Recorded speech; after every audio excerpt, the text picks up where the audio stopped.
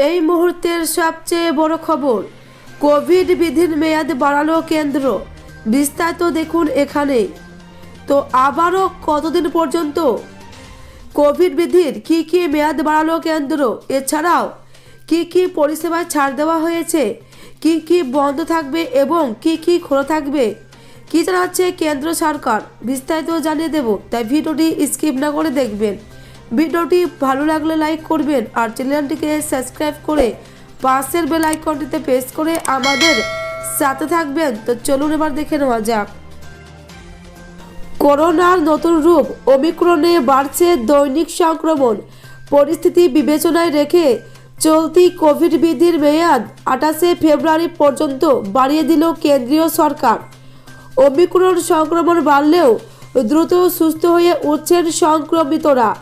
তবে বেশ কিছু রাজ্যে সংক্রমণের হার 10%-এর বেশি, যে কারণে উদ্বেগ রয়ে গিয়েছে। রাজ্য এবং কেন্দ্রীয় শাসিত অঞ্চলের উদ্দেশ্যে কেন্দ্রীয় রাষ্ট্র সচিব অজয় ভাল্লার চিঠিতে বলা হয়েছে, করোনার চলতি ঢেউর সময়ে সক্রিয় রোগীর সংখ্যা 22 লক্ষে পৌঁছেছে। যদিও বেশিরভাগ আক্রান্তই দ্রুত সুস্থ হয়ে উঠছেন, এমনকি হাসপাতালে ভর্তি হওয়ার হারও আগের তুলনায় কম। তবে উদ্বেগের বিষয় এটাই, দেশের 34টি রাজ্যের 460টি জেলায় সংক্রমণের হার এখনও 10%-এর বেশি।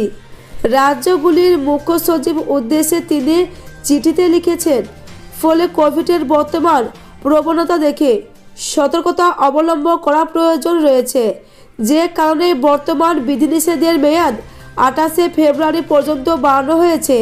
পাশাপাশি ওমিক্রন সংক্রমণের নিজস্ব মূল্যায়ন করে যথাযথ পদক্ষেপ নেওয়ার পরামর্শ দিয়েছেন তিনি।